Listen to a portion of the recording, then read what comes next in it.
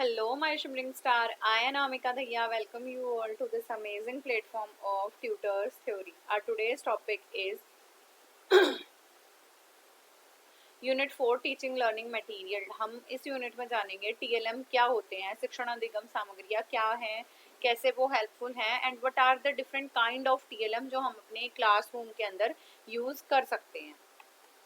सो TLM क्या है? Teaching learning material. ये एक्रोनिम्स आप जरूर से याद रखोगे। और एड्स कैसे कैसे होते हैं? सबसे पहले इनका कुछ उद्देश्य होता है, फिर हम कंटेंट ओरिएंटेड बनाते हैं, लर्नर्स को गाइड करने के लिए बनाते हैं। इनके कुछ ना कुछ उद्देश्य ऑब्जेक्टिव जरूर होते हैं। विकास किया जाता है, मतलब विकास करने का मतलब है कैसे ये टीएलएम डेवलप हुए हैं। इसके बाद आप रिजल्ट इवेल्युएट कर सकते हो, फ्लेक्सिबिलिटी रख सकते हैं and it is also helpful for the student which because there are so many kind of diversity in our classroom, तो हम इंडिविजुअल डिफरेंसेस के ऊपर जो उनकी नॉलेज है उसे केटर करने की कोशिश कर रहे होते हैं। अब क्या कहते हैं? Environment as a resource of teaching and learning of EVS. क्या कह रहे हैं कि जो हमारा एनवायरमेंट है, हमारा पर्यावरण है, वो ईवीएस को पढ़ाने में बहुत ज़्यादा हेल्पफुल है और उसी में से हम बहुत सारी ऐसी चीज़ें हैं जो प्रयोग में ला सकते हैं और जिनसे क्या होगा कि जो बच्चे हैं अच्छे से लर्न कर पाएंगे। तो ईवीएस क्या कहते हैं? ईवीएस में कौन कौन सी चीज़ें, जैसे मटेरियल ऑफ एनवायरनमेंट कर सकते हैं, फैमिली, हाउस, स्कूल, इन सारी चीज़ों से बहुत सारी ऐसी चीज़ें हमें मिलती हैं जो हम अपनी क्लासरूम में एज इट इज़ यूज़ कर सकते हैं।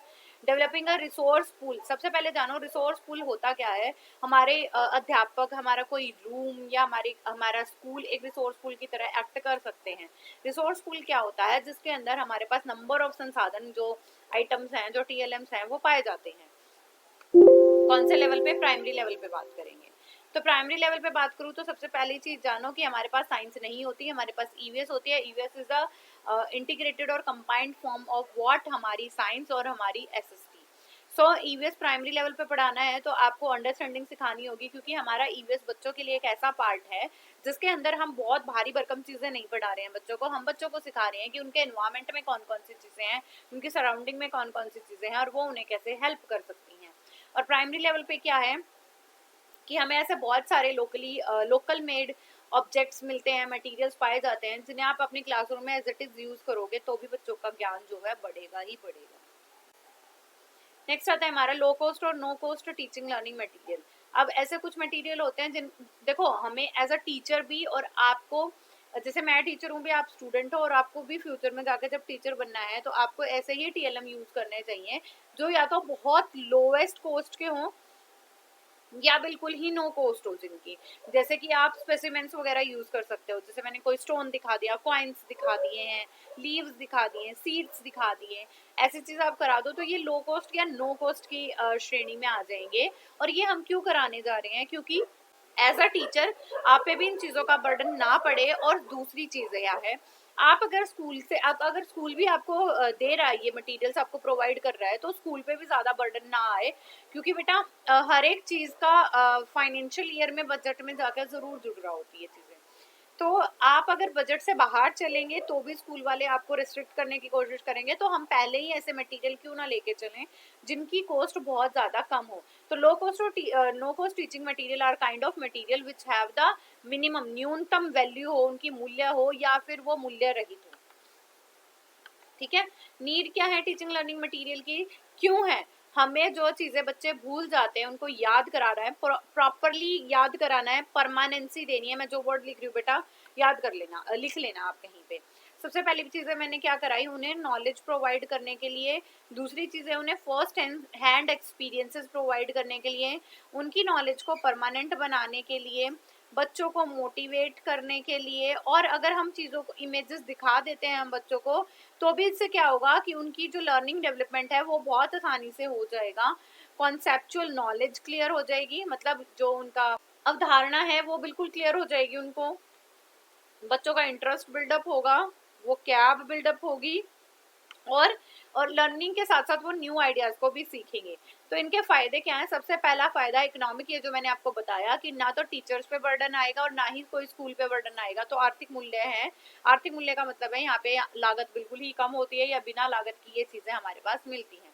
साइकोलॉजिकल वैल्यू की बात करूँ तो बच्चे इंटरेस्ट गेन करेंगे, साइकोलॉजिकली कनेक्ट होने की कोशिश करेंगे, और टीएलएम क्या करते हैं, उनकी मेंटली फिट करते हैं और उस टॉपिक की डेवलपमेंट और लिंक करने की भी कोशिश की जाती है। रिक्रिएशनल वैल्यू क्लासरूम के सिर्फ सुन सुन के जो बोर्डम क्रिएट हो जाता है वो बिल्कुल खत्म हो जाता है, बच्चे मनोरंजन कर पाएंगे और हंसी खुशी काम कर पाएंगे। कैरेक्टरिस्टिक्स या विशेषताएं क्या हैं, आसानी से प्रयोग कर सकते हो, इजीली अवेलेबल हैं, लो कॉस्ट या तो कॉस्ट है बहुत कम है या नो कॉस्ट है, इजी टू प्रिपेयर बनाना बहुत आसान है, और इजीली रिपेयर्ड, अगर चीज़ें खराब हो जाती हैं तो आप उन्हें आसानी से रिपेयर भी कर पाओगे। लिस्ट क्या है, मैं कुछ लिस्ट बता देती हूँ जो आप एज इट इज अपने कक्षा कक्ष में यूज कर सकते हो। Match box, fuse bulb, plastic, broom stick, झाड़ू, needles, newspaper, ink pot, rock, balloon, wooden stick, thread, straw, picture plants, boxes of shoe, ice cream sticks, plastic bottle, tumblers, seeds हैं अलग अलग प्रकार के, फ्लावर्स हैं, लीव्स हैं, फेदर्स हैं, nest कैसे कैसे हो सकते हैं चिड़ियों के, चौक मिट्टी है, देन इसके बाद पोस्टल स्टैम्प है, पोस्टल कार्ड हैं, स्पून्स हैं, बकेट हैं, रेल टिकट्स हैं, मैप्स हैं, बस टिकट्स भी हो सकते हैं, पीसेज ऑफ क्लोथ्स हैं, प्लास्टिक पीसेज हैं, common spices, stove burner and old watches, these all are the kind of low cost और no cost teaching learning material. Next आते हैं हमारे चार्ट। चार्ट क्या होते हैं, किसी भी चीज की डायग्रामेटिकली रिप्रेजेंटेशन, वो भी कैसी 2D में, वो हमारे चार्ट्स ही कहलाएंगे। मतलब किसी चीज की pictorial representation in the 2 dimensional figure, with the 2 dimensional figure, that is known as our chart. तो chart is a visual representation और विजुअल एड, मतलब दृश्य सामग्रियां हैं विच डिपिक्ट्स द पिक्टोरियल, जिसके अंदर चित्र दिखाए जाते हैं और हमारी इंफॉर्मेशन जो है बच्चों के सामने प्रस्तुत की जाती है। वो आपका चैप्टर की हेडिंग्स हो सकती हैं, समराइजेशन हो सकता है, कंपैरिजन हो सकता है, किसी चीज का डायग्राम हो सकता है, नेसेसरी पॉइंट्स हो सकते हैं, तो ये चीजें हम दिखाएंगे। पर्पसेस क्या हैं, पर उद्देश्य क्या है, डिफिकल्टी लेवल को आसानी से, मतलब जो चीजें आप सिर्फ वर्ड्स में बता रहे हो आप उसे पिक्चर्स के माध्यम से बता पाओ, चित्रों के माध्यम से बता सको। आपकी जो मटेरियल है वो सारा पता चल जाएगा बच्चों को, कंटिन्यूटी रहेगी लर्निंग के अंदर, आप इंपॉर्टेंट पॉइंट को हाईलाइट कर सकते हो। सिमुलेटेड थिंकिंग, ऐसी थिंकिंग जो बच्चे फर्स्ट हैंड एक्सपीरियंस के साथ गेन कर सकते हैं, वो मिलेगी। डेवलपमेंट हो जाएगा बच्चों का।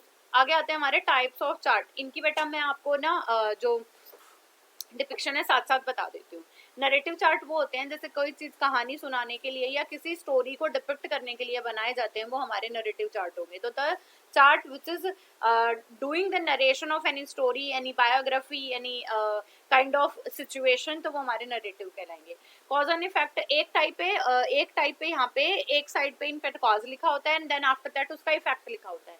अगर मैंने लिखा बर्निंग, तो बर्निंग का इफेक्ट क्या होगा कि it will converted into what, ash में कन्वर्ट हो जाएगा, राख में कन्वर्ट हो जाएगा। चेन चार्ट कैसे होते हैं, चेन चार्ट होते हैं एक के बाद एक ऐसे अटैच्ड होते हैं।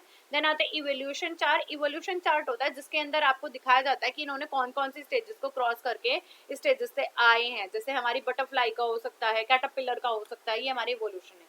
स्ट्रिप्टीज में क्या होता है कि आपको स्ट्रिप्स मिलती हैं चार्ट्स के अकॉर्डिंगली और आप उन चार्ट्स को आगे देख सकते हो। फुल चार्ट में क्या होता है, इसके अंदर भी आपके पास क्या रखा होता है, मतलब आपको एक कंटेंट दिखा दिया जाएगा, उसको फोल्ड रखेंगे, फिर आपको इतना कंटेंट दिख गया, देन आप दूसरा ऐसे पुल करके नीचे तक खोलते चले जाओगे। टेबुलेशन जिसके अंदर टेबल फॉर्म की गई हो, फ्लो चार्ट जिसके अंदर मैपिंग करी गई हो, फ्लो बनाए गए हो। देन पाई चार्ट जो हमारे पाई की फॉर्म में हो, 360 डिग्री एंगल पे परसेंटेज को डिवाइड करके बनाया जाए। कंपैरिजन जिसमें दो या दो चीजों का कंपैरिजन हो, डिफरेंशिएशन हो।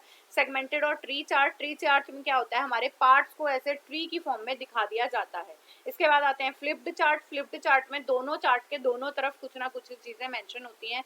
एंड आते हैं टाइम चार्ट जिसके अंदर टाइम के बारे में पूरी इंफॉर्मेशन दी गई होती है। नेक्स्ट आते हैं एडवांटेजेस। डेवलप फायदे क्या हैं, बच्चे अपनी थिंकिंग सोच सकेंगे, सिस्टमेटिक हो जाएंगे, इंटरेस्ट बिल्डअप होगा, टाइम सेव होगा, पिक्टोरियल रिप्रेजेंटेशन होगी, और जो चीजें दिखाई जाती हैं सिर्फ बोलने से ज्यादा तो वो भी बच्चे का डिस्कशन इंक्रेज करती हैं। एंड ये इकोनॉमिक भी है, इसमें से भारी भरकम चीजें आपको नहीं चाहिए, आप अपनी खुद के लेबर से इन चीजों को बना सकते हो। लिमिटेशन क्या है, सारे टॉपिक चार्ट से नहीं पढ़ाए जा सकते, इसको बनाने के लिए भी टाइम चाहिए, मॉडिफिकेशन करने के लिए टाइम चाहिए, और लेजिबल राइटिंग होनी चाहिए, रीड करने लायक होनी चाहिए, राइटिंग भी अच्छी होनी चाहिए, और टीचर्स के पास भी इतनी नॉलेज होनी चाहिए कि उसे कौन कौन से जो पॉइंट्स है उसे शो करने हैं। How to use vertically charts भी होते हैं, हॉरिजॉन्टली, वर्टिकली भी और हॉरिजॉन्टली चार्ट भी होते हैं। कंटेन्स एक्यूरेट इन्फॉर्मेशन, हमारी जो सटीक ज्ञान है वो इसमें होना चाहिए और यूज भी इसीलिए किए जाते हैं। टाइटल जरूर बनाया जाए, मेन आइडिया पे फोकस किया जाए और आप जो है डिस्प्ले पीरियोडिकली चेंज करते रहोगे। जरूरी नहीं है पूरे साल आपका एक ही चार्ट चलेगा। Chart should be promotive active participation student through discussion, और जो चार्ट है आप डिस्कस करा करा के उसको एक्टिव पार्टिसिपेट करा सकते हो, neat and clear hand writing में हो एंड विजिबिलिटी, मतलब सबको हमारा चार्ट दिखाई दे, और आप पॉइंटर भी यूज कर सकते हो अपने चार्ट पे मेंशन करने के लिए। और आपको हमेशा कहाँ टांगना है, right hand side of the black board, यही आप अपने चार्ट को टांग सकते हो। इसके बाद आते हैं मॉडल्स। देखो देर इज मतलब वैसे तो बहुत बड़ा डिफरेंस है कि आप 3D फॉर्म में होंगे तो एक काफी बड़ा डिफरेंस तो यही है, बट आपसे कोई पूछे तो मेन डिफरेंस हमारा चार्ट्स के और मॉडल्स के बीच का क्या है कि चार्ट हमारे 2D फॉर्म में होते हैं कि उसकी सिर्फ लेंथ और ब्रेड्थ होती है, और मॉडल्स हमारे 3D फॉर्म में होते हैं, height and depth is also there. तो मॉडल क्या है, ऐसी 3D रिप्रेजेंटेशन जिसकी हाइट विड्थ डेप्थ सारी हों और जिसे आप कॉन्क्रीटली देख पाओ। देन आते हैं types of model. Working model, the model which are working, like आपका फैन का कोई बना दिया, मोटर का बना दिया, जनरेटर का बना दिया, तो दो chart which are functioning in nature, तो वो हमारे वर्किंग कहलाएंगे। सॉलिड मॉडल, जैसे हमारे बिल्कुल जैसे कुछ भी मैंने आपको दिखा दिया कि बिल्ली दिखा दी आपको कोई क्ले वगैरह से बना के, या सॉलिड मॉडल ऐसे होते हैं जैसे मैंने इलेक्ट्रिक मोटर दिखा दी, बस आपको दिखा रहे हैं। कट्टावे होते हैं, जैसे आप जैसे मान लो एक हमारे पास ये स्केलेटन का है हमारे पास कोई मॉडल, उसको कट करके देख रहे हो तो आपको हार्ट दिख रहा है, फिर उसको कट करके देख रहे हो तो मतलब आप कट अवे का मतलब होता है आप उसके पार्ट्स को कट कर करके देख सकते हो। कट करने का मतलब यहाँ सिर्फ आपको ऐसे ब्लेड मार के कट करने का नहीं मतलब होता, यहाँ पे वो चार्ट अपने आप ही खुल खुल के अंदर तक के पार्ट्स को एक्सप्लेनेशन देता है। देन आते हैं सैंड मॉडल। सैंड मॉडल क्या होते हैं, जो हमारे मिट्टी से बने होते हैं। एडवांटेजेस क्या है, एडवांटेजेस बेटा बहुत सिमिलर हैं, तो आप 10 एडवांटेजेस या 5 एडवांटेजेस जरूर से रट्टा लगा लो, या समझ भी आ गई होंगी कि इंटरेस्ट बूस्ट करता है, लर्निंग बूस्ट करता है, मीनिंगफुल होता है, लॉजिकल थिंकिंग की तरफ लेके जाता है, एप्लीकेशन कराते हैं, जैसे हमारे 2D ऑब्जेक्ट कॉन्सेप्चुअल नॉलेज दे रहे थे, ये प्रिंसिपल नॉलेज या फंक्शनिंग नॉलेज भी देते हैं, लॉज बताते हैं। और इस ये टीचिंग एड ऐसे हैं जो क्या कर सकते हैं, आप अपनी कक्षा में यूज करोगे तो बहुत कॉम्प्लेक्स चीजें भी आपकी कैसे हो जाएंगी, सिंपल हो जाएंगी, आसानी से बना भी सकते हैं। बहुत मुश्किल मॉडल तो नहीं बना सकते हैं ऑब्वियस है, बट इनको भी बनाना आसान है और इनसे बच्चों की सेंसेस यूज होती हैं तो नॉलेज परमानेंट होती चली जाती है। देन आती है लिमिटेशन, टाइम कंज्यूमिंग है, एक्सपेंसिव एज कम्पेयर टू हमारे चार्ट्स, एंड ज़्यादा एक्सपर्टीज चाहिए, models are not visible to the whole. Sometimes अगर आप एक मॉडल बना लाए हो, लाइक आपने ना इलेक्ट्रिकल जनरेटर बनाई है, मोटर बना लाए हो और उसकी बहुत शॉर्ट फॉर्म है, तो हर एक बच्चा उसे विजिबली देख पाए, इट इज़ क्वाइट डिफिकल्ट। और ऑरेटर्स भी होने चाहिए जो अपने मॉडल्स को क्या कर सके, एक्सप्लेन कर सके। ऑरेटर को हिंदी में बोलते हैं वक्ता। इसके बाद आते हैं एटलस। एटलस क्या होते हैं, जिसके अंदर different kind, it is a kind of book in which different kind of maps are available, जिसके अंदर एक ऐसी बुक है जिसके अंदर सिर्फ मैप्स की ही वैरायटी आपको दी गई है, वो हमारे एटलस कहलाते हैं। जैसे वर्ल्ड मैप है, कॉन्टिनेंट मैप है, ओशन मैप है, कंट्री मैप है, जोग्राफिकल रीजन मैप है, माउंटेन, ऐसी पॉलिटिकल रीजनल मैप है, तो वो हमारी उस मैप की पूरी एक कंबाइंड फॉर्म हमारी एटलस कहलाएगी। तो ऐसे एक पुस्तक जिसके अंदर बहुत सारे मानचित्र दिए गए हों, आप उन्हें क्या बोलोगे, atlas. We can use atlas to teach many concept, बहुत सारे कॉन्सेप्ट, जैसे लैंड एंड रिवर के बारे में बता सकते हो आप, लैंड एंड वाटर सोर्सेज के रिलीफ फीचर्स, मतलब रिलीफ हो जाएंगे हमारे plains, mountain, rivers, direction and distance, cardinal directions वगैरह बता सकते हो, नॉर्थ क्या है, साउथ क्या है, ईस्ट क्या है, वेस्ट क्या है। और डिस्टेंस को माइल्स में दिखाना हो तो आप उस चार्ट के माध्यम से भी शो कर सकते हैं। Economic information like industry, agriculture, production, soil, factory, इन सब की आपको मिल जाएगी। देन इसके बाद आता है सोशल डाटा। पॉपुलेशन के बारे में भी बता सकते हैं कि कहाँ पे पॉपुलेशन कम्युनिटी ज़्यादा है। Human factor like cities, canals, railway roads, bus track, metros, इनके बारे में आप बता सकते हो। पॉलिटिकल इन्फॉर्मेशन में पॉलिटिकल बाउंड्रीज, कि कौन सी जगह पे कौन सी सत्ता है, कौन सी पार्टी है, वहाँ की कैपिटल क्या है। साइंटिफिक इन्फॉर्मेशन लाइक डिस्कवरी कहाँ हुई है, ओशंस या करंट ऑयल डिपॉजिट्स कहाँ हैं। अब क्या समझ आया आपको, it is a collection of map, systematic data इसके अंदर दिया होता है और उसका पर्पस कुछ उद्देश्य होता है कि किसलिए वो डाटा बताया जा रहा है। फर्स्ट एटलस था वो किसने दिया था, वो दिया था Ptolemy in his book of Geographia, और इनकी बुक में 800 प्लेसेस लोकेट किए गए थे with the latitude and longitude.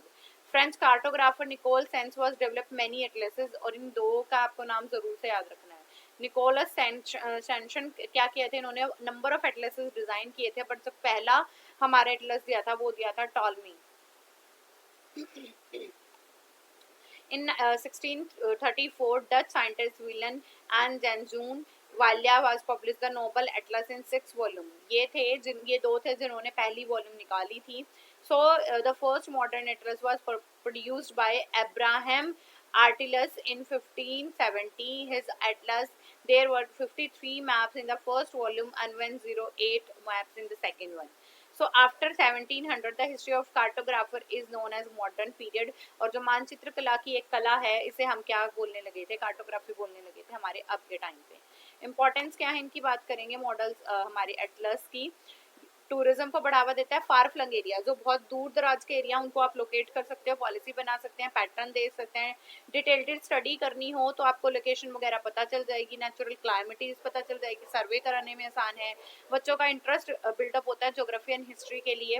Specific मतलब हमें जो भी पढ़ाना है वो स्पेसिफिकली बताना है. जैसे कि आप अगर कैपिटल का पढ़ा रहे हो तो आप कैपिटल के बारे में ही इलेबोरेशन दे रहे हो. और ज्योग्राफी के लेसन तो हमारे जो ये साइंस है बहुत आसान हो जाते हैं. इसके बाद आती है हमारे ग्लोब. ग्लोब हमारी 3D रिप्रेजेंटेशन है हमारे पूरे वर्ल्ड की और उस पे लोकेशंस की. तो globe is the most perfect approximation of earth. ये ट्रू रिप्रेजेंटेशन है अर्थ की कि हमारी अर्थ कैसी दिखती है, इसका क्या शेप है, इसका क्या साइज है, क्या करते हैं, मतलब लार्ज एरिया को कवर करती है, किसकी कैसे ऑब्जर्व कर सकते हो, टाइम मेरिडियन वगैरह क्या है इसके अंदर. तो डिटेल्ड इन्फॉर्मेशन हमारी जो चार्ट के माध्यम से नहीं दिखाई जा सकती थी वो हम इसके माध्यम से दिखा सकते हैं. क्लासिफिकेशन की बात करूं तो बेस्ड ऑन यूटिलिटी. कहाँ कहाँ यूटिलिटी, स्कूल की, जर्नल की और स्पेसिफिक एटलस होते हैं. जैसे जर्नल में हमारे नॉर्मली इंडिया के बारे में हो जाएगा, स्पेसिफिक जैसे सेंसस का हो गया, लिटरेसी का हो गया.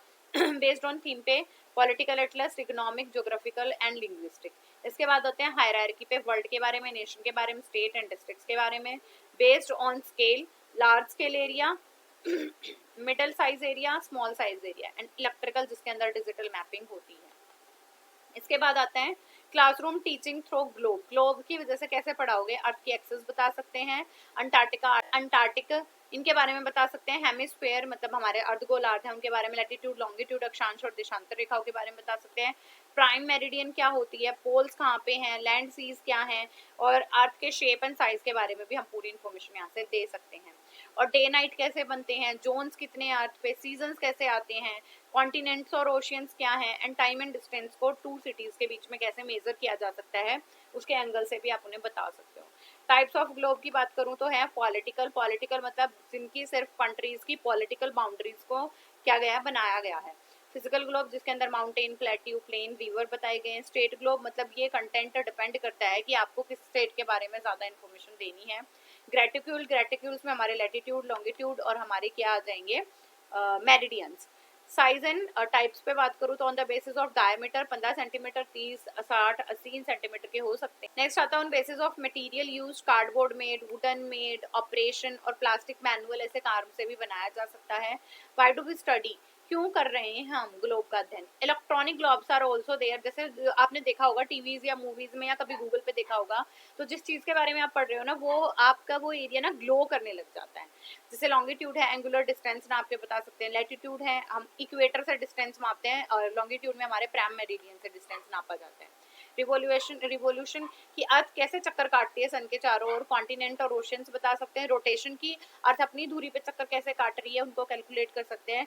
करंट्स, ओशन करंट्स के बारे में आप बता सकते हो कि क्या थर्मल जोन्स हैं, हीट जोन्स हैं, कब हाई वेव टाइड आ सकती हैं.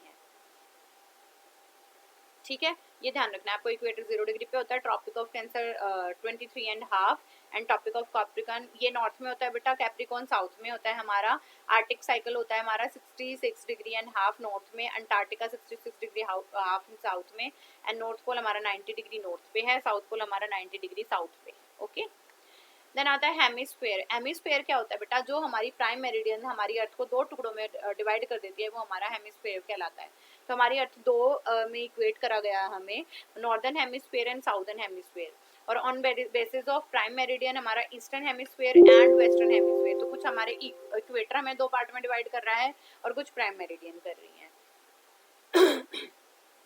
Identifying the location extent of places on the globe, prime meridian 0 degree, equator 0 degree, इनका पता चल जाएगा। 2 रेफरेंस पॉइंट है हमारे पास, या तो प्राइम मेरिडियन या हमारे पास इक्वेटर है। Find the location. लैटिट्यूडनल हमारा क्या है 6.4 डिग्री नॉर्थ, इतने से इतने अक्षांश, एंड हमारा लॉन्गिट्यूड क्या है 68 टू हमारा 97.25 east. Calculation for the rotation कैसे, हमारे 24 घंटे का पता चल गया। टोटल नंबर ऑफ मैरिट्यूड से, मेरिडियन से हमारे लॉन्गिट्यूड 360 डिग्री का पता चल रहा है। Difference between the time of 2 meridian, meridian निकालना है तो 4 मिनट से निकल जाएगा। टाइम लैक्स निकालना है टुवर्ड्स वेस्ट, तो वो हमारे मेरिडियन से निकलेगा। नेक्स्ट है टाइम एडवांस टुवर्ड्स ईस्ट, वो भी 4 डिग्री मेरिडियन ही है। अगर आपको क्या निकालना है डिफरेंस बिटवीन द मेरिडियन और सिटी, तो हम डिफरेंस निकाल के उनके मेरिडियन का इनटू 4 से डिवाइड कर दे, मल्टीप्लाई कर देंगे तो हमारा टाइम आ जाएगा। तो ऐसे हम कैलकुलेट कर सकते हैं। और अगर आपको किसी और प्लेस का लॉन्गिट्यूड निकालना है तो कैसे निकालोगे, लॉन्गिट्यूड ऑफ रिप्लेस, जिस पे रिप्लेस कर रहे हो, प्लस डिफरेंस इन लॉन्गिट्यूड, तो हमारा दूसरे का हमारा लॉन्गिट्यूड निकल जाएगा। अब इसके बाद आते हैं मैप्स। मैप्स हमारे क्या, देखो एटलस क्या था, हमारे मैप्स का एक कॉम्बिनेशन, एक ऐसी बुक जिसमें मैप ही मैप दिखाए गए हैं, वो हमारा एटलस था। अब मैप क्या है, हमारी सिंबॉलिक रिप्रेजेंटेशन है किसकी, ऑब्जेक्ट की, रीजन की, थीम की, पॉलिटिकल की, ज्योग्राफी की। ये हमारे क्या कहलाएंगे, मैप्स कहलाएंगे, जिसके अंदर आपको पूरी डिपिक्शन दी गई होती है। तो हमारी ज्योग्राफी को जो डिपिक्ट करता है ऑन अ 2D फॉर्मेट, वो हमारे मैप्स कहलाते हैं। तो कौन कौन से प्रकार के हैं, पॉलिटिकल जो पॉलिटिकल बाउंड्रीज को दिखाते हैं, फिजिकल जिसमें मैंने आपको बताया माउंटेन, प्लेट्यू, ये टोपोग्राफिक जिसमें आपकी जो स्थल है उसके बारे में पता चलेगा कि ग्रीनरी है, नहीं है, ड्राई है, क्या है। उसके बाद आते हैं क्लाइमेटिक। क्लाइमेटिक में जिसमें ज्यादा वर्षा वगैरह होती है, उनके सिंबल लिखे होते हैं। इकोनॉमिक जिसके अंदर रिसोर्सेज ज्यादा मिलते हैं। रोड मैप जिसके अंदर हमारे रोडों का पूरा जो रोड्स हैं जो हमारे, उनका पूरा जाल कैसे मिला है। बिल्डिंग में कहाँ कहाँ पे कंस्ट्रक्शन चली है। फ्लो मैप, फ्लो मैप के अंदर क्या है, कौन कौन सी चीजें एक दूसरे से जुड़ी हुई हैं। एंड थीमेटिक जो हमारे स्पेसिफिकली डिपेंड करते हैं कि हम किस थीम पे बात कर रहे हैं। असेंशियल ऑफ मैप क्या है, सबसे पहली चीज है स्केल पता होना चाहिए आपका, कि एक्चुअल डिस्टेंस निकालने के लिए आपको रेशियो ऑफ 2 डिस्टेंस पता हो। प्रोजेक्शन के लिए आपको लॉन्गिट्यूड एंड लैटिट्यूड ग्रिड पढ़ना आता हो, और आपको डायरेक्शन का भी जरूर ज्ञान हो। कैसे यूज करोगे, सबसे पहले लोकेशन देखो, लोकेशन देखने के बाद लॉन्गिट्यूड एंड लैटिट्यूड का पता लगाओगे। कंपैरेटिव स्टडी करेंगे हम फिजिकल और कल्चरल एट्रीब्यूट या एस्पेक्ट्स के ऊपर, या डिस्टेंस के ऊपर। डिस्टेंस नाप सकते हैं, डेप्थ हाइट नाप सकते हो, और टूरिस्ट या सर्वे कराने के लिए भी ये मैप्स बहुत ज्यादा इंपॉर्टेंट है। क्लाइमेटिक डाइवर्सिटी का पता चल जाएगा। इंजीनियर, आर्मी, आर्किटेक्ट जो काम करना चाहते हैं वहाँ लोकेशन पे जाके उनको वो लोकेशन मिल जाएगी। हैंडल करना आसान है, रिसर्च स्कॉलर इस पे काम कर सकते हैं। एंड मैप्स जो है सुपीरियर है ग्लोब से। देखो ग्लोब को आप हर जगह कैरी नहीं कर सकते हो, मैप को आप जस्ट अपनी पॉकेट में रख के भी कैरी कर सकते हो, और आसानी से यूज हो सकते हैं। टोटल इन्फॉर्मेशन मैंने आपको क्या दी है, इनलार्जमेंट और रिडक्शन करना बहुत आसान है, फोल्ड कर सकते हो, ज्यादा इन्फॉर्मेशन है, according to your purpose content use कर सकते हैं। कैरेक्टरिस्टिक्स क्या क्या जानो, पहले स्केल जानो, उसके बाद प्रोजेक्शन जानो। क्लैरिटी इन्फॉर्मेशन मिलती है इसके अंदर। एरिया एंड शेप इसके अकॉर्डिंगली चूज करते हैं हम। डायरेक्शन अच्छी होनी चाहिए, मतलब डायरेक्शन जिस पे बात कर रहे हो आप, नॉर्थ साउथ ईस्ट वेस्ट, वही दिखाओगे। क्वालिटी पेपर अच्छा यूज हो इसके अंदर। अप्रोप्रिएट साइज जो भी रखना है वो रखा जाए, फोल्ड करना आसान हो या दीवार पे लटकाना आसान हो, या आप जो भी फिनोमेना दिखाना चाहते हो आप उसे आसानी से डिस्ट्रीब्यूट कर लोगे। एडवांटेजेस की बात करूँ तो हमें पता चल रहा है वेयर, वैन, बाय, इन सारी चीजों के आपको मिल रहा है। सबसे ज्यादा तो वेयर का पता चल रहा है कि कौन सी जगह कहाँ पे है, कैसी है, मतलब कैरेक्टरिस्टिक्स पता चल रही है। क्यूरियोसिटी बच्चों की नर्चर हो रही है, बच्चे ज्यादा एक्सप्लोर कर सकते हैं कि किसी कंट्री में जाना है तो उनके बारे में पूरी इन्फॉर्मेशन ले सकते हैं। मल्टी टॉपिक है और मल्टी टास्किंग भी है ये, और आपको विजुअल रिप्रेजेंटेशन दे रहा है। तो आप, जैसे हम सबको पता है कि हमारे भारत की शेप ऐसे कुछ जाके और ऐसे है, तो ठीक है, तो ये हमें कैसे पता चल रहा है, मैप से। मैप इजीली अवेलेबल है, इकोनॉमिक हैं, हेल्पफुल होते हैं, डिस्क्रिप्शन अच्छा से देते हैं, कनेक्टिव हैं और यूनिवर्सल हैं, आप कहीं भी ले जा सकते हो, कैसे भी यूज कर सकते हो। लिमिटेशन की बात करूं तो जो चीजें जितनी ज्यादा हमें ग्लोब पे समझ आती हैं उतनी ज्यादा बच्चों को नहीं आती। आप कहोगे कि मैम आसान होता है ग्लोब से, होता है, बट आपको एग्जैक्ट उसकी शेप के अकॉर्डिंग सारी चीजें दिखानी वो काफी लिमिटेड हो जाती है। प्रिंट कराना पड़ता है, अगर क्वालिटी पेपर नहीं है, क्वालिटी प्रिंटिंग नहीं है, तो आपके 1 या 2 यूसेज के बाद वो खराब हो ही जाएंगे। एंड बहुत सारे टीचर जो है इसे अच्छे से हैंडल नहीं करते, नॉट इवन जो बच्चे, और उसे फाड़ देते हैं। पॉइंट टू बी रिमेंबर, क्या चीजें आपको याद रखनी है। डायरेक्शंस आप पहले बता दोगे जब भी आप मैप्स पे काम करवाने जा रहे हो। स्केल बताओगे, लेबल करोगे, एरोज जो हैं अवॉइडेड हों, एरो मतलब ज़्यादा एरोज ना लगे हों उस पर। और जो लार्ज मैप है उसे अपने क्लासरूम में यूज़ करोगे जब आपने पूरी क्लास को पढ़ा रही हो, अच्छी अंडरस्टैंडिंग देंगे, रेगुलर यूज़ करने से बच्चे इंकरेज होंगे, और एक्सप्लेन करोगे तो और भी आसान रहेगा। पॉइंटर यूज़ करना चाहिए आपको। और हमारा 0.1 सेंटीमीटर का डिफरेंस जो हमारा 1000 किलोमीटर डिफरेंस होता है। नेक्स्ट आते हैं हमारे पिक्चर। पिक्चर भी क्या है, हमारे पास विजुअल रिप्रेजेंटेशन है, किसकी फॉर्म में, 2D फॉर्म में, जो किसी भी चीज़ की विजुअल सेंसेस बच्चों को प्रोवाइड कर सकती हैं, तो वो हमारी पिक्चर्स कहलाती हैं। यूज ऑफ पिक्चर पे बात करूं तो लेसन को एक बिल्कुल नई जान मिल जाती है, प्रैक्टिकल अप्रोच है। पिक्चर यूज करने से आप हर एक सब्जेक्ट पढ़ा सकते हो, सेल्फ एक्सप्लेनेटरी भी होते हैं, जिससे बच्चे जो हैं थोड़ी समझाने पे भी बच्चों को ज़्यादा समझ आ जाएगा। सिंपल है। फर्स्ट फोटोग्राफ जिसके अंदर आपके पास फोटोग्राफिक रील यूज करके आप फोटो पिक्स निकलवाते हो। पिक्चर पोस्ट कार्ड जिसके अंदर पोस्ट कार्ड होते हैं। वॉल पिक्चर जो हमारी दीवार पे टांगी जाती हैं। कटआउट जैसे न्यूज़पेपर की, मैगजीन्स की हैं, पीरियोडिकली हैं, उनकी कटआउट्स। इसके बाद एडवांटेजेस, इकोनॉमिक है, बहुत आसान से बन जाती हैं, चीप हैं। अवेलेबिलिटी, आप मैगजीन, न्यूज़पेपर क्लासरूम में डिस्ट्रीब्यूट कर सकते हो बच्चों से, और बच्चे भी निकलवा सकते हैं। टाइम सेविंग है, आपके कंटेंट को अच्छे से पढ़ाएंगी और पढ़ाने में हेल्प करेंगी, और बच्चों की जो इमेजिनेशन पावर है उसको भी क्या करेगी, इन्हेंस करेगी। आपको कौन कौन सी चीज़ें ऐसे दिमाग में रखनी है, सबसे पहले साइज, कि हर एक बच्चे को विजिबल हो, वैसे ही पिक्चर आपको बच्चों के सामने लेके आनी है। अप्रोप्रिएट टाइम, ऐसा नहीं है कि आप पूरा ही ध्यान या पूरा ही पीरियड उस पिक्चर को दिखाने में ही लगा दो, नहीं, आपको टाइम को भी यूज करना है। जुडिशियस यूज, कि आपको पता हो कौन से टॉपिक पे कौन सी पिक्चर यूज होगी और एट व्हाट मोमेंट, ये भी आपको पता होना चाहिए। अच्छी एक्सप्लेनेशन प्रोवाइड करते हैं, अट्रैक्टिव होती हैं और ज़्यादा सुंदर लगते हैं बच्चों को, तो क्यूरियोसिटी बढ़ती है, अंडरस्टैंडिंग कॉन्सेप्ट की हो जाती है। इसके बाद आते हैं फिल्म्स। फिल्म्स क्या होती है, हमारी स्टिल पिक्चर को बहुत स्पीड से चलाया जाता है, तो वो हमारी एक सीक्वेंस के अंदर वो हमारी फिल्म कहलाती है। तो इसके अंदर कितने होते हैं, 35 mm की फ्रेम्स होते हैं, जिसे आपको रिकॉर्ड कर दिया जाता है और उन्हें सिंक्रोनाइज फॉर्म में स्पीड से चलाया जाता है। एक स्ट्रिप में 12 से 18 पिक्चर को जल्दी से चलाया जाता है, और हमारे माइंड की क्षमता आई थिंक 16 है रीड करने की, बट ये ज़्यादा चलते हैं तो हमारे माइंड ना डिपिक्शन कर लेता है कि ये चीज़ें ना बोल रही हैं। सबसे पहली बात मैंने आपको बताई दी है कि विजुअल रिप्रेजेंटेशन है, आपको विजुअलिटी की तरफ क्या करेगी, बढ़ावा देगी, और आप इसे रिप्रेजेंट कर सकते हो, एनिमेटेड भी हो सकती है। फिल्म्स हमें क्यों यूज़ करनी चाहिए, देखो बहुत सारे एरिया ऐसे हैं जिनके लिए आप सिमुलेशन नहीं करा सकते, रोल प्ले नहीं करा सकते, तो वहाँ पे आप किसी चीज़ को एक्सपेरिमेंटेशन करके दिखाना, या कोई चीज़ बहुत ज़्यादा कॉम्प्लेक्स है, उसके लिए हम फिल्म्स यूज़ करते हैं। सीक्वेंशियल होती हैं, तो इससे भी जो बच्चे हैं उनके अंदर हेल्दी सिटीजनशिप की भावना इन्हेंस होती है और बच्चों को समझने में आसान हो जाता है। डिपिक्शन ईजी है, मतलब आप ईविल कस्टम्स या बहुत अच्छी चीज़ें जो हुई हैं, आइडियल है, उनका रोल वगैरह दिखा सकते हो। वेज कैसे हैं, सबसे पहली चीज है कि आप जो है पूरा डिस्कशन कर दो बच्चों के सामने, और उसके बाद फिल्म दिखाओ, देखो बेटा मैंने तुमसे ये बात करी और मैं ये बात कर रही हूँ। या हो सकता है कि आप पहले ही फिल्म दिखा दो, उसके बाद डिस्कशन करो, तो ये दो हमारे काइंड्स हैं जिस पे आप बात कर सकते हो। नेक्स्ट आते हैं related topics eight primary level, कौन कौन से हैं, जैसे हमारे क्लास 3 पे बात करूँ तो अटेंसिल्स, ट्रांसपोर्ट, क्लोथ, वाटर, ये दिखा सकते हैं। क्लास 4 पे रूट्स वगैरह दिखा सकते हो। 5 पे डाइजेशन। और अदर टॉपिक हैं जैसे हमारे भगत सिंह हो गए, और इनकी आइडियोलॉजी है, इनके बारे में हम बात कर सकते हैं। हमारी रानी लक्ष्मीबाई हो गई, हिस्टोरिकल मॉन्यूमेंट्स हो गए, इनकी फिल्म्स भी दिखा सकते हो।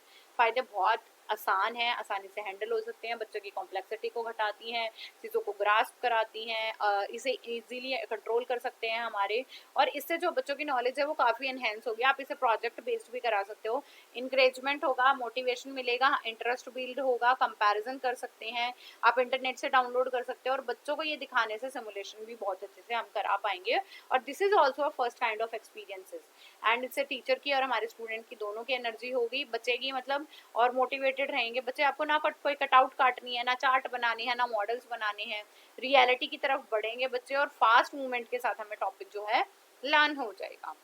Films can be too attractive, इससे ये हो सकता है फिल्म्स जो है बहुत ज़्यादा अट्रैक्टिव होती हैं, जिससे बच्चे ना बिल्कुल अपनी कंसंट्रेशन फिल्म पे लगा देते हैं और उसके मेन आइडिया थीम को भूल जाते हैं।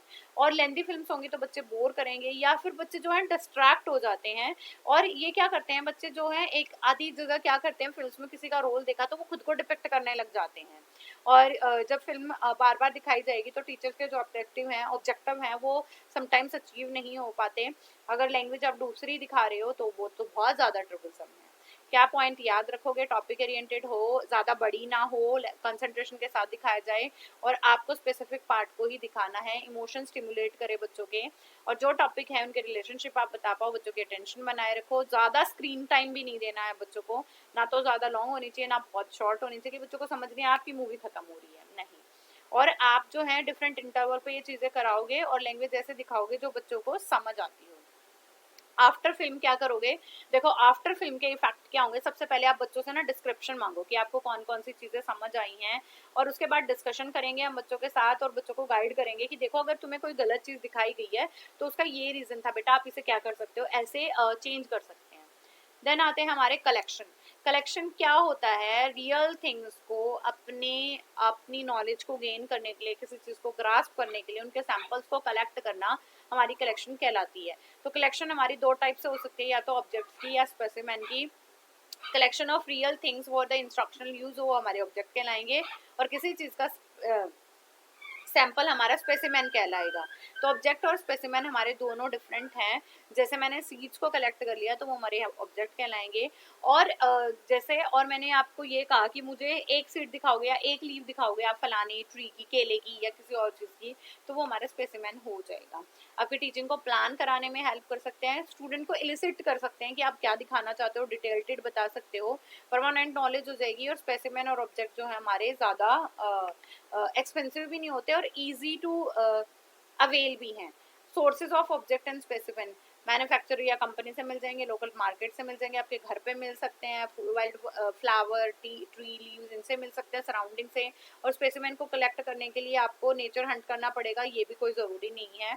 आप ऑब्जेक्ट और स्पेसिमेन को क्या कर सकते हो, उनके नमूने ला सकते हैं हम, ठीक है। एडवांटेजेस क्या हैं इनकी, जब बच्चे इनको कलेक्ट करेंगे तो वो उनके बारे में नॉलेज भी गेन करेंगे और कंट्रीब्यूट करेंगे, पार्टिसिपेशन बढ़ेगा, बच्चों की ऑब्जर्वेशन अच्छी होंगी। कलेक्शन करेंगे तो गुड रिसोर्स पर्सन बन सकते हैं, इंटरेस्ट बिल्डअप होगा, क्यूरियोसिटी बिल्डअप होगी, बच्चे इन्वॉल्व रहेंगे हर एक सेंसेस के साथ, रियलिटी बताएगी ये, and it makes teaching likely, और ये हमारे जो लाइवली जो हमारी टीचिंग है उसको बिल्कुल ना एक जान डाल देता है। तो कलेक्शन क्या होता है, किसी ऐसे सिमिलर चीज़ों का ग्रुप जो हमारे कलेक्ट किए गए एक पर्सन से और उसकी कैरेक्टरिस्टिक्स के अकॉर्डिंगली हम उसे अरेंज कर देते हैं। तो यहाँ पे हमारी तीन चार चीज़ें रहेंगी। सबसे पहले आप कलेक्शन करोगे, कलेक्शन करके स्टोर करोगे, स्टोर करने के बाद रिट्राइव कि हमें यूज़ क्या करने हैं, उसके बाद कम्युनिकेट करेंगे उसको उठा के। देन बहुत सारी चीज़ें वैसी होती हैं हमें मैनिपुलेट करनी होती हैं, देन हम बच्चों की क्या कर लेंगे, फीडबैक्स को कलेक्ट कर लेंगे। तो कलेक्शन आपको क्या करेगी, हेल्पफुल रहेगी आपकी नॉलेज को ट्रांसफर करने के लिए और आपको क्लासरूम में और ज़्यादा अच्छे से चीज़ों को, कंसेप्ट को समझाने के लिए। कलेक्शन को कैसे कैटेगराइज करेंगे, आर्चिवल, दूसरा आता है हमारा म्यूजियम एंड बोटेनिकल्स। आपने बहुत बार इसे आर्काइव्स भी पढ़ा होगा, ठीक है। तो टू इवेल्युएट, सबसे पहली चीज क्या है, प्राइमरी पे बात करूँ तो बच्चों को इवेल्युएट करने के लिए, स्किलफुल बनाने के लिए, कंसेप्ट क्लैरिटी देखने के लिए, लर्नर्स की हेल्प करने के लिए, रो डाटा प्रोवाइड करना, क्योंकि आप जब बच्चों को कलेक्शन सिखाओगे तब वो किसी यील्ड को कर पाएगा जब वो अपनी कलेक्शन करेगा, सिंथेसाइज करना है इन्फॉर्मेशन को, और डिफरेंट आर्ग्यूमेंट्स बच्चे बना पाए, इस चीज पे भी हम क्या करेंगे, फोकस करेंगे। बोटेनिकल कलेक्शन क्या होती है, ऐसी कलेक्शन जो प्लांट्स या प्लांट्स की वैरायटी या प्लांट से मिले हुए प्रोडक्ट्स पे डिपेंड करती है, वो हमारी बोटेनिकल कलेक्शन होती है। जैसे लीव्स की कलेक्शन, फ्लावर्स की कलेक्शन, सीड्स की कलेक्शन, ये हमारी क्या कहलाएंगी, हमारी बोटेनिकल कहलाएंगी। Next is are leaves. Leaves क्या होती हैं, these are the vascular plant organ, मतलब हमारे जो हैं संवहनी, संवहनी का मतलब किसी चीज को इधर से उधर ले जाने में जो हेल्प करते हैं वो हमारे वस्कुलर ऑर्गन्स होते हैं। सबसे पहली बात बताऊं तो हमारी जो लीव्स हैं, जो प्लांट्स की जो लीव हैं, ये फोटोसिंथेसिस करने में काम आती हैं। दूसरा जो लीव्स हैं ये गैसियस एक्सचेंज में काम आती हैं, क्यों, क्योंकि इनके अंदर स्टोमेटा होता है और इनके अंदर क्लोरोफिल पाया जाता है, तो यही हमारे जो प्लांट्स हैं उनके क्या करती हैं, फूड प्रिपेयर करने में भी हेल्प करती हैं। डिफरेंट कलर की, डिफरेंट साइजेस की, सब प्लांट्स पे डिपेंडिंग करता है ये किस साइज की, किस शेप की होंगी। So depending on the structure of leaves there are two categories. सबसे पहली है पेटियोलेटेड, दूसरी है सेसाइल। अब पेटियोलेटेड क्या होती है, जिसके पास स्टॉक होती है। स्टॉक का मतलब क्या होता है, ऐसे ना क्या बोलते हैं इसे हिंदी में, आई डोंट नो, स्टॉक ही बोलते होंगे कुछ, ऐसे देखो ये हमारे मेन है स्टेम, उससे जुड़ी हुई है। और ऐसे दूसरे होते हैं ससाइल, इसे बोलते हैं अनस्टॉक्ड, ये डायरेक्ट ही हमारे स्टेम से जुड़ी हुई होती हैं। Petiolated the leaves have they have petiole, जिनके पास पेटियोल होता है वो हमारे पेट्यूलेटेड कहलाएंगी। So they support the blade of the leaves, ठीक है। देन आते हैं ससाइल, इसके पास कोई भी पेटियोल नहीं होता, तो ये अपने आप को स्टेम से जोड़े जोड़े ही अपने आप को एक्सटेंड कर लेती हैं। जैसे इसमें रोज एग्जाम्पल है और यहाँ पे मिंट एग्जाम्पल है। Depending on the shape, simple shape की होती हैं जिसके पास मिडरीब होती हैं, ब्लेड्स होते हैं, एंड कुछ होते हैं हमारी कंपाउंड जिसके पास क्या होती है, नंबर ऑफ लीव्स जो हैं एक ही लीव्स में हमारे पास कलेक्टेडली पाई जाती हैं। देन आते हैं simple leave shows N undivided blade, हमारी अनडिवाइडेड ब्लेड है, मतलब जो ब्लेड है वो डिवाइड नहीं हो रखा, वो उसी के अंदर है, उसी के अंदर फ्रेगमेंट्स हैं, और जैसे हमारे कोरिएंडर वगैरह इनके होते हैं, इनके हमारे कंपाउंड हो जाते हैं। Object of collecting leaves eight primary, objective, अब बच्चों को बोला जाता है तुम पत्तियों को इकट्ठा करके लाओ, तो इसको क्यों, सबसे पहली चीज है कि हम एस्टिमेट और मेजरमेंट लगा लेंगे कि डिफरेंट साइज ऑफ लीव की क्या साइज है, क्या शेप है, और कलर में भी क्या डिफरेंस होता है। टेक्निक मतलब अपनी अपनी टेक्निक्स लगाएंगे वो, और टाइप्स ऑफ प्लांट की डिफरेंट काइंड ऑफ लीव्स दिखा के हम बच्चों को अवेयर भी करना चाहते हैं कि there are the different kinds of leave, और आप पिगमेंटेशन भी बता पाओगे, ये मैं आपको ऑलरेडी बता रही हूँ कि आपके पास डिफरेंट कलर क्या है। एक्टिविटी की बात करूँ तो बच्चों को बोलो कि आप अपने पार्क या गार्डन में जाओ, वहां से लीव्स इकट्ठे करके लाओ, कुछ आइडेंटिकल लीव होंगी और कुछ आइडेंटिकल नहीं होंगी, वो लेके आनी है। इसके बाद आती है herbarium file, this is the collection of preserved specimen, जिसके अंदर आपके पास पूरे स्पेसिमेन को प्रिजर्व करके रखा जाता है, वही फाइल आपकी क्या कहलाएगी, हर्बेरियम फाइल कहलाएगी। ये लर्नर को हेल्प करता है कि उन्होंने जैसे लीव्स हो गए, सीड्स हो गए, फ्लावर हो गए, डिफरेंट शेप हो गई, उनके लिए ना एक पूरी फाइल बनाई हुई है, वो उनकी हर्बेरियम फाइल कहलाएगी। नेक्स्ट आते हैं सीड्स, हमारे रिप्रोडक्शन के बाद, मतलब जब जो मेल एंड फीमेल गेमेट्स हैं वो मीट अप कर जाते हैं, उसके बाद जो फॉर्मेशन होती है रिप्रोडक्शन को कंप्लीट करने के लिए, वो हमारी सीड की होती है। सीड के अंदर ही हमारा एम्ब्रॉयनिक प्लांट, मतलब एक बिल्कुल भ्रूणीय पौधा जो होता है वो क्या होता है, सहेज कर रखा गया होता है, और किससे ढका हुआ होता है, एक सीड कोट से, आउटर प्रोटेक्टिव लेयरिंग से ढका होता है, आप उसे सीड कोट बोलोगे। नेक्स्ट आते हैं टाइप, टाइप कौन कौन से हैं, 12 प्रकार हैं, ये मैं आगे भी बता देती हूँ। ब्रॉड, लेटरल, पेरिफेरल, इनकी बेटा बिल्कुल भी डिपिक्शन पे जाने की जरूरत, डिस्क्रिप्शन पे जाने की जरूरत नहीं है। Dwarf, rudimentary, micro, band, linear, और वैसे नाम से आपको समझ ही आ रहा होगा। ब्रॉड जिसके छोटे छोटे सीड्स होते हैं, उसके बाद लेटरल जिसके ऐसे लंबे टाइप से होते हैं, पेरिफेरल जो ऐसे होते हैं, कैपिटुएट जिसके अंदर क्या होता है, हाँ जी, कैपिटेट क्या होता है, जिसके अंदर स्टॉक जो है हमारी वो शॉर्ट होती है, और जो ब्लेड्स वगैरह हैं वो अरेंज्ड होते हैं। ड्वार्फ छोटा होता है, ऐसे रूडिमेंट्री जो कम विकसित हुआ है। Then micro, band, linear, speculate, इसके बाद फोल्डेड, देन ट्यूबर। तो ये हमारे क्या थे, हमारे सीड्स के टाइप थे। इसके बाद आता है हाउ सीड डिस्पर्स, ये कैसे फैल जाते हैं, पानी की वजह से पानी में बह जाते हैं सीड, तो भी डिफरेंट डिफरेंट जगह पे पहुंच जाते हैं। फ्लावर या फ्रूट दोनों में पाए जा सकते हैं। सीड डिस्पर्सल बाय विंड, हवा से हो सकता है, उड़ के हो रहा है। एनिमल में से जैसे चिड़िया ने कोई चीजें खा ली, उसके बाद कहीं फेंक दी, गिरा दी, या किसी जानवर ने खा लिया है और उसको बाद में वो बाद में जाके फील्ड वगैरह में मिल गया है। नेक्स्ट आते हैं हमारे कलेक्शन ऑफ सीड, इसके अंदर आप क्या करोगे, बच्चों को डिफरेंट काइंड ऑफ सीड्स को कलेक्ट करने के लिए बोलोगे। अब ऑब्जेक्टिव क्या है, उद्देश्य क्या है, कि बच्चे प्रकार जान पाए कि बीजों के प्रकार क्या हैं, सीड्स की पूरी इंपॉर्टेंस पता चल जाए, कैसे जर्मिनेशन होता है ये पता चल जाए, आकृतियां क्या है, शेप क्या है, इनके बारे में पता चल जाए। अब एक्टिविटीज में आप क्या करा सकते हो, अगर आपसे ऐसे क्वेश्चन आ जाए कि मेक अ एक्टिविटी, तो इसमें आप याद रखोगे कि आपको सीड्स को कलेक्ट करा सकते हो डेकोरेशन के लिए, सीड्स को कलेक्ट करा सकते हो उनके टाइप्स को जानने के लिए, सीड्स को कलेक्ट करा सकते हो कि कौन से सीड्स की मौसम में पाए जाते हैं, और सीड्स को इंट्रोड्यूस करने के लिए, उनकी जर्मिनेशन दिखाने के लिए भी आप करा सकते हो।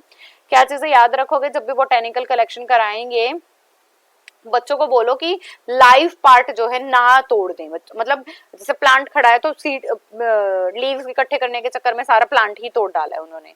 प्रॉपर प्रेसिंग ड्राइंग, अब बच्चों को बताओगे कि कैसे आप सेव करके रखोगे, प्रॉपर प्रेस करना सिखाएंगे। प्रेस करने का मतलब एक ऐसी ट्रांसपेरेंट पॉली के अंदर फिर उसको कैसे सहेज के रखना है, और जो है डेडली पॉइजन्स वगैरह जो सीड्स में प्रेजेंट होते हैं उन्हें डायरेक्टली ना कंज्यूम कर लें, इसके बारे में बताओगे। केमिकल कंपाउंड्स उनमें क्या करते हैं, अडल्ट जो है स्प्रे कर देते लेते हैं, तो उनसे दूर रखने के लिए कहोगे और सीड्स को भी ऐसे कलेक्शन सिखाएंगे और फिर बोलेंगे कि आप अपनी हर्बेरियम फाइल बनाओ।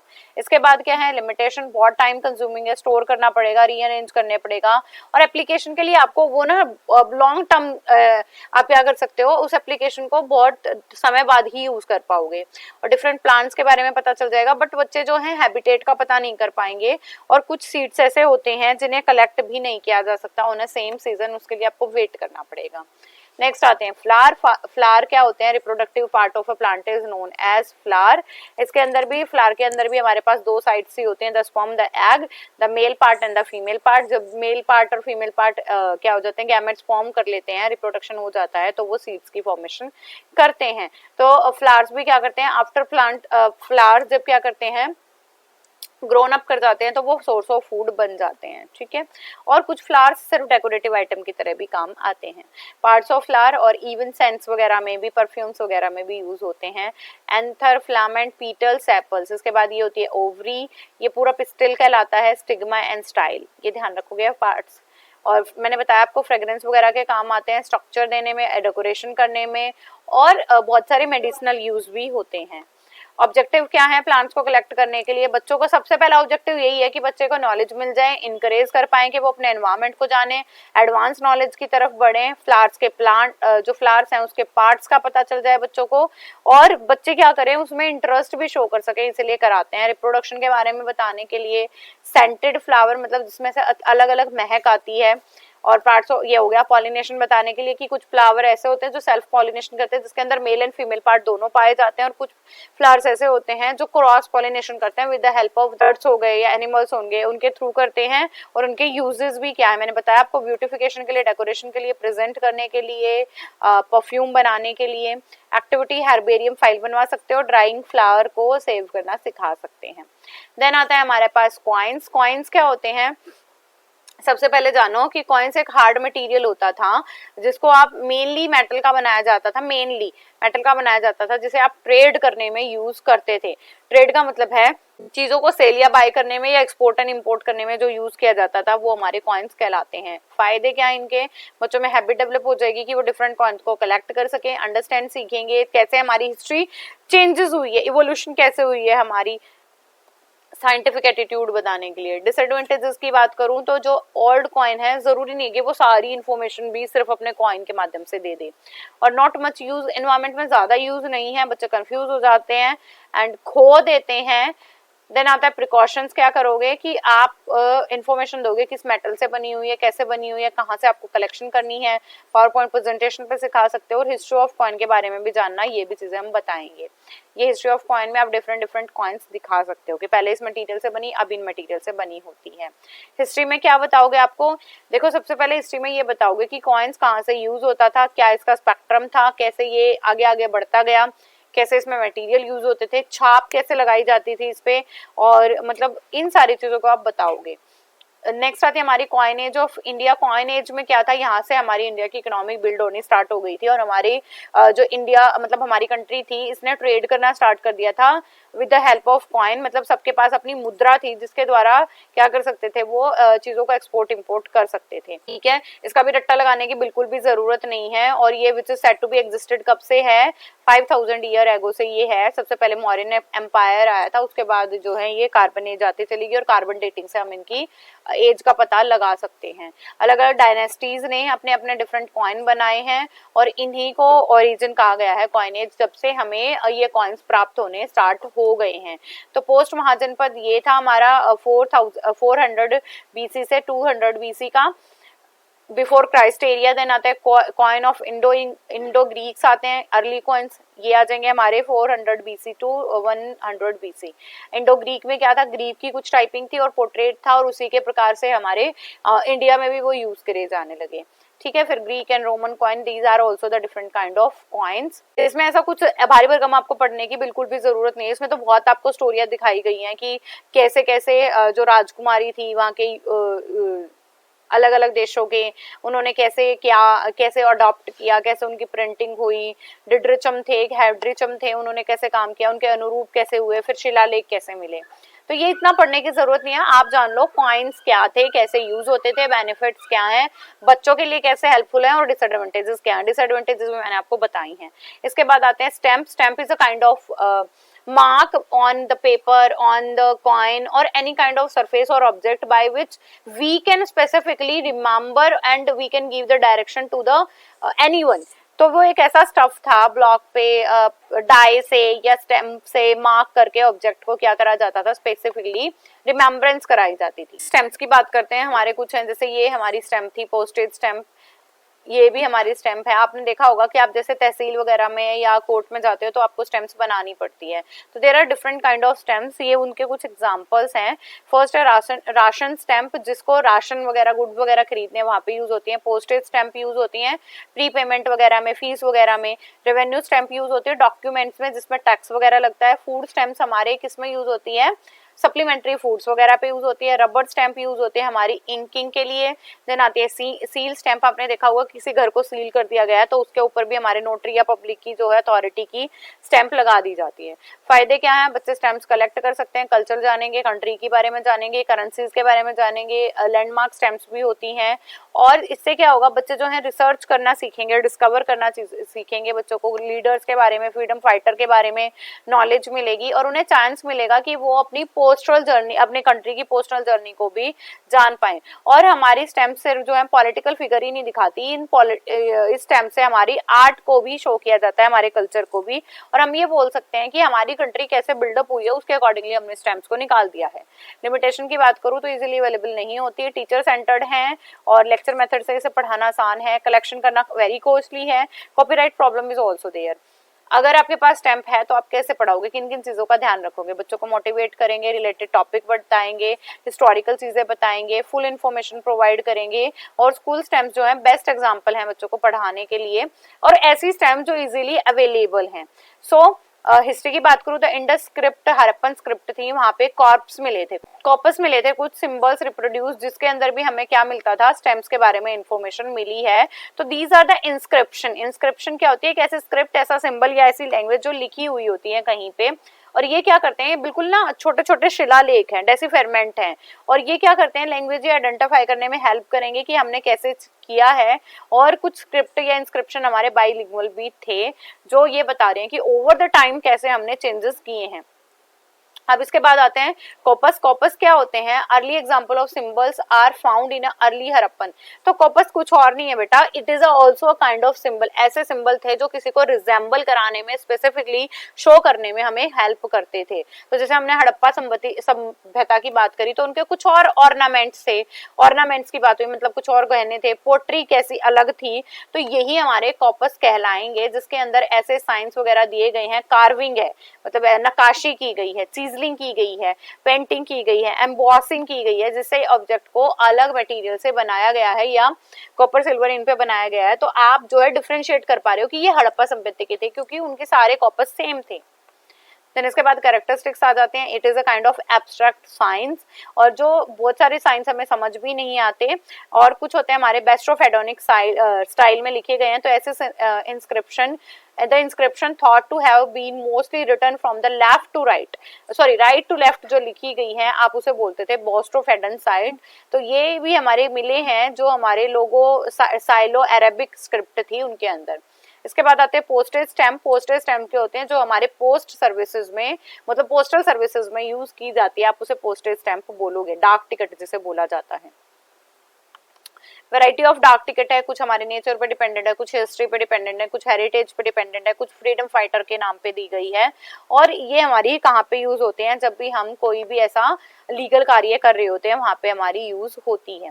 ठीक है, देन इसके बाद आते हैं मॉन्यूमेंट्स। मॉन्यूमेंट क्या है, एक टाइप की, क्या है हमारी, एक टाइप की सॉरी स्ट्रक्चर है जो हमें किसी पर्सन, किसी इवेंट, किसी प्लेस या किसी एरिया के बारे में पूरी हमारी कल्चरल हेरिटेज की इंफॉर्मेशन हमें प्रोवाइड करती है, तो वो हमारी मॉन्यूमेंट कहलाती है। मॉन्यूमेंट हमारी बिल्डिंग हो सकती है, हमारी स्ट्रक्चर हो सकती है, हमारा आर्किटेक्ट हो सकता है और कल्चरल हिस्ट्री भी हो सकती है।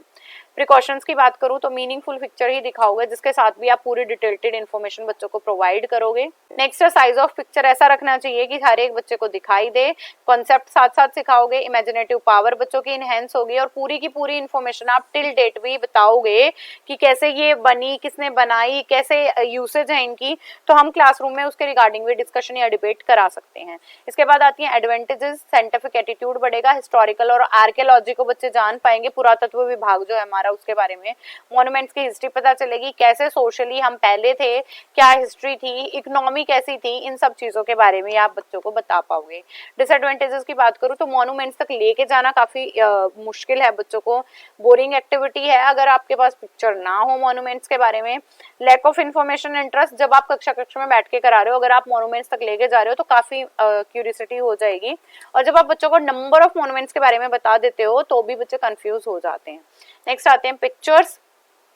पिक्चर्स क्या होती हैं, जैसे बुद्धिस्ट हो गया, हमारा लाल किला हो गया, या जामा मस्जिद हो गई, या हमारा ताजमहल है, या राम मंदिर है, राम सेतु है, ये हमारी चीजें क्या हैं जो बच्चों को डिपिक्शन देती हैं कि ये चीजें ऐसी थी, तो उनके बारे में पूरी कलेक्शन इन 2D फॉर्म में वो हमारी क्या कहलाएगी, पिक्चर फॉर्म कहलाएगी। जैसे ताजमहल है तो ये किसने बनाया, क्यों बनाया, ये बेटा पढ़ने की बिल्कुल जरूरत नहीं है, अगर पढ़ना चाहते हो तो स्क्रीनशॉट ले लो और पढ़ लो किसकी याद में बनाया गया था। देन आता है कुतुब मीनार, किसने बनवाई, कहाँ बनवाई, कितनी सीढ़ियाँ थी। अजंता एंड अलोरा की केव्स हैं औरंगाबाद में, ऐसे बहुत सारे टेम्पल्स हैं जैसे जो कई डिग्री पे झुके हुआ है, मुझे एग्जैक्ट उसका नाम याद नहीं है, तो इनके बारे में, जैसे सन टेम्पल इन कोणार्क है, ये भी हमारे टेम्पल्स हैं, इनके बारे में पूरे मोन्यूमेंट्स हैं ये, जिनके बारे में पूरी इन्फॉर्मेशन हमें प्रोवाइड की गई है, और इन पिक्चर जब हम बच्चों को दिखा देते हैं तो बच्चों के दिमाग में एक पूरी इन्फॉर्मेशन बन जाती है।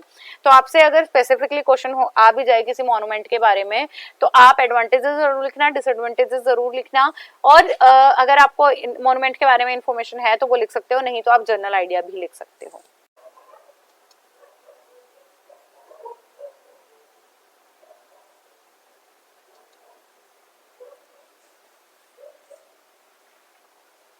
Next topic is concept maps and thematic map. Concept map किसने डेवलप किया था, सबसे पहले कॉन्सेप्ट मैप डेवलप हुआ था 1972 में in course of Novak research program at Cornell, where he sought to follow and understand the change in child's knowledge of science. मतलब Novak and Minnesota ने 1972 में क्या करा था, एक कोर्स कर रहे थे रिसर्च प्रोग्राम के दौरान, उन्होंने बच्चों की नॉलेज को जानने के लिए, साइंटिफिक नॉलेज को जानने के लिए कॉन्सेप्ट मैप को डेवलप किया था। During the course of this study the researcher interviewed many children and they found it is difficult to identify specific changes in children understanding of science and EVS. इसके दौरान पाया गया कि बहुत सारे बच्चों से इंटरव्यू लिया गया कि अगर हमारे पास इतना बड़ा कॉन्सेप्ट है तो उसको समझने में काफी मुश्किल होते हैं। तो इस प्रोग्राम के तहत the learning of psychology of David Ausubel, इन्होंने क्या बताया कि ऑजुबेल का ये कहना था कि पहली बात तो जान लो, ऑजुबेल ने कॉग्निटिव साइकोलॉजी की बात की थी कि एसिमुलेट करना क्या होता है, चीजों को ऐड करना अपने दिमाग में। तो उन्हें जब भी आप किसी फ्रेमवर्क से समझाते हो ना, आपके पास एक पूरा ढांचा बना हुआ है, उस चीज से समझाते हो तो बच्चे को बहुत आसानी से लर्न हो जाती है। तो जब भी मैं इतनी सारी स्लाइड आपको बता रही हूँ, आप अगर पूरी स्लाइड पढ़ने लग जाओ तो काफी डिफिकल्ट हो जाएगा।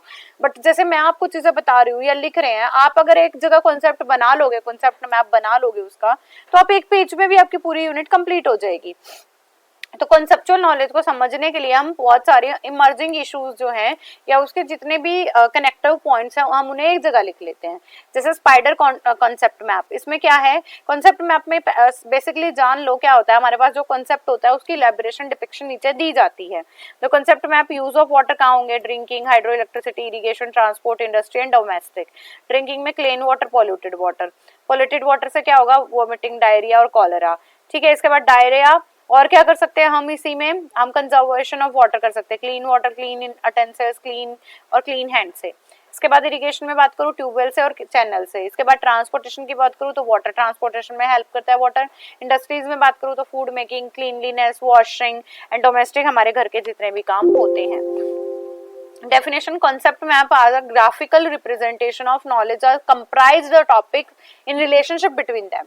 हमें उन टॉपिक्स को ऐसे संयोजित कर लेना है कि उनके बीच का रिलेशन क्या है, और कॉन्टेक्स्ट मतलब सिचुएशन बेस्ड होते हैं ये। सिचुएशन बेस्ड का मतलब जैसे वाटर के बारे में था तो वाटर की पूरी इंफॉर्मेशन दी जा रही है, और ये क्या करते हैं, नॉलेज को, सब्जेक्ट को, उस कॉन्सेप्ट की नॉलेज को एक जगह दिखाया जाता है, मेन आइडिया इसमें दिया जाता है। हायरार्की बेस होते हैं कि सबसे पहले एक चीज होगी, उसके बाद दूसरी, उसके बाद दूसरी, और और ये हमारे रिलेशनशिप को एस्टेब्लिश करना सिखाएगा।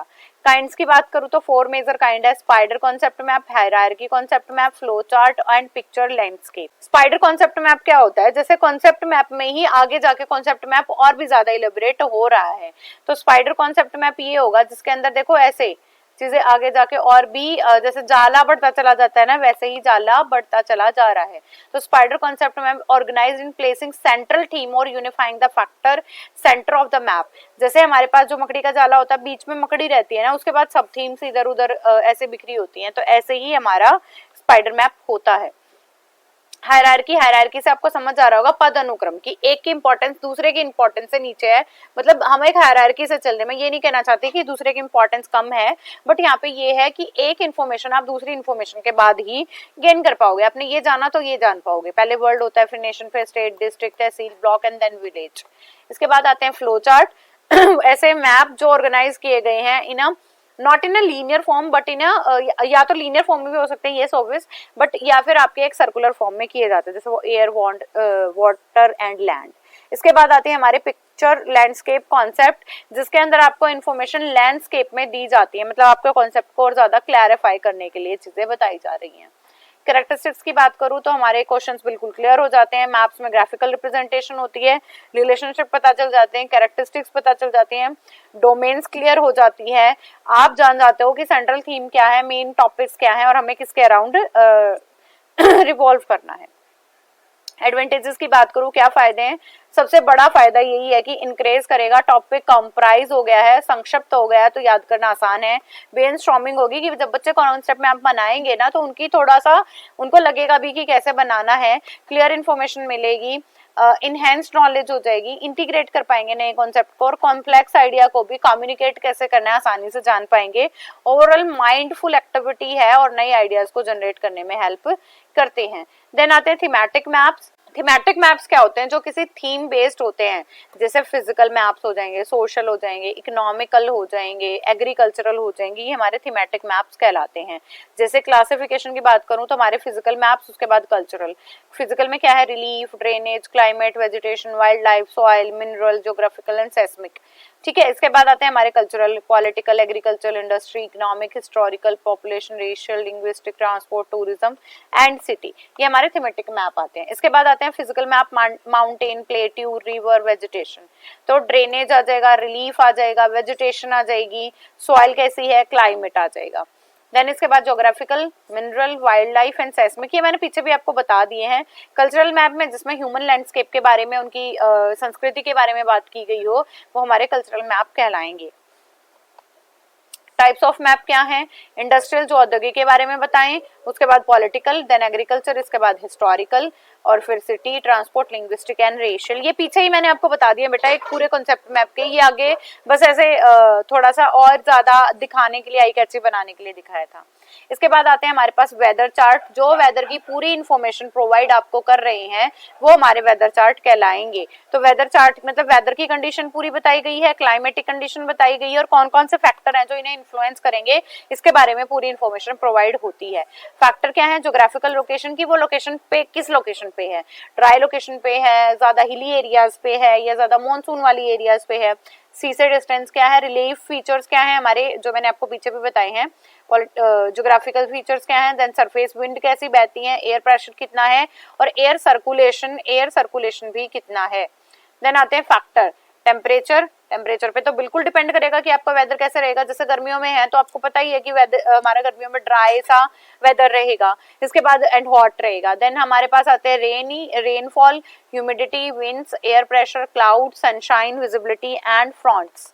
देन आते हैं वेदर चार्ट क्या है, जिसके अंदर वेदर की डिपिक्शन डायग्राम से या मैप से या जो भी डाटा अवेलेबल है उस पर्टिकुलर मोमेंट पे जो भी आपको इन्फॉर्मेशन प्रोवाइड की जाएगी इन टेबुलर फॉर्म या फिर हमारे चार्ट्स या ग्राफ के फॉर्म में, तो वो हमारे वेदर चार्ट कहलाएंगे। और उस पे ये भी होगा, उस पे ये भी प्लॉट किया जाएगा कि कंसर्न क्या है, कंसर्न इन द सेंस मैं बात कर रही हूँ ह्यूमिडिटी कितनी थी, टेम्परेचर कितना था, प्रेसिपिटेशन कितना था, विंड कैसी बह रही थी, तो जब फोरकास्ट करते हैं ऐसे दिखाते नहीं आपको टीवीज वगैरह में, बादल से बने हुए हैं उनमें से पानी गिर रहा है तो भाई वो रेनी वाला आ रहा है, सूर्य चमक रहा है, ऐसे आपको दिखाते हैं ना, तो वही है। तो वेदर फिनोमेना के बारे में दिखाया जाता है, और वेदर फिनोमेना हमें कौन बताता है? मेट्रोलॉजिकल डिपार्टमेंट हमें बताता है।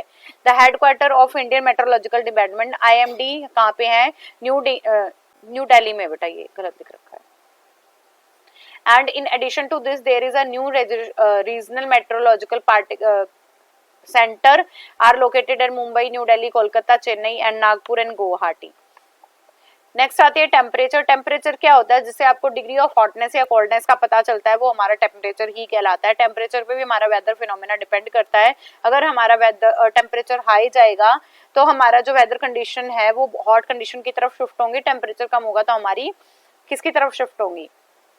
विंटर की तरफ हम शिफ्ट करेंगे। हमारे पास मेन स्केल क्या होता है? सेल्सियस स्केल या फ़ारेनहाइट स्केल। ठीक है, this is the kind of table जिसके अंदर दे रखा है कि आपकी मंथ में कौन कौन सी कब कब क्या था।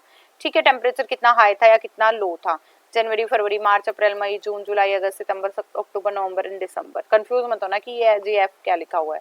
देन आता है प्रेसिपिटेशन। प्रेसिपिटेशन आती है हमारी रेनफॉल की, रेनफॉल कितनी हुई है, इसे mm या सेंटीमीटर में नापते हैं कि इतने सेंटीमीटर वर्षा हुई है। ये भी हमारी वर्षा की कुछ डायग्राम बनाया हुआ है और आपको पिक्टोरियल रिप्रेजेंटेशन, स्टैटिस्टिकल रिप्रेजेंटेशन करके दिखाई गई है। ठीक है, नेक्स्ट आती है ह्यूमिडिटी। ह्यूमिडिटी का मतलब होता है वाटर वेपर। जैसे आप बोलते हो ना कि नमी सी हो रखी है, तो वो हमारा इसमें आ जाएगा। ये हमारा क्यूबिक सेंटीमीटर में इसे नापा जाता है, जहाँ पे वाटर की वेपर्स जितनी पाई जाती हैं। This is also kind of humidity graph. और there are two type of humidity, relative humidity, absolute humidity. तो the humidity in the air varies from one place to another. ये डिपेंड करती है, अगर आप वाटर बॉडीज के nearby हैं तो आपकी ह्यूमिडिटी हाइयर होगी, जहाँ पे वाटर बॉडीज नहीं है। ठीक है, ये बेटा कुछ पढ़ने की जरूरत नहीं है। नेक्स्ट आती है winds. Moving air is known as winds. Winds कैसे चलती हैं आपकी? हॉट विंड्स चल रही हैं, कूल एयर चल रही है, आपकी एयर प्रेशर कितना है, इस चीज पे भी आपकी डिपेंड करेगी। तो विंड से आपकी क्या कौन कौन से फिनोमेना रिलेट करते हैं? जैसे लो प्रेशर विंड हो जाएंगी तो स्टॉर्म, साइक्लोन, रेनफॉल, ऐसी चीजें हो सकती हैं। तो वो हमारी डिपिक्शन किसके द्वारा दी जाएगी? ये भी चार्ट के द्वारा दिखाई जाएगी आपको। और लगभग ऑब्जर्व करा जाता है 45 डेज का कि हमारी कैसी विंड्स रहेंगी। ठीक है, ये डिपिक्शन दे रखा है कि कितनी विंड की वो डायरेक्शन ऑफ विंड क्या रहेगी, नॉर्थ साउथ रहेगी, साउथ नॉर्थ रहेगी, किधर रहेगी। देन आता है एयर प्रेशर। ये पे इस पे भी हमारा डिपेंड करता है। सबसे पहले ये टेम्परेचर पे भी डिपेंड करेगा कि हमारा एयर प्रेशर कितना होगा। अगर टेम्परेचर ज्यादा हॉट रहेगा तो हमारी जो एयर प्रेशर है वो ज्यादा बढ़ता चला जाएगा।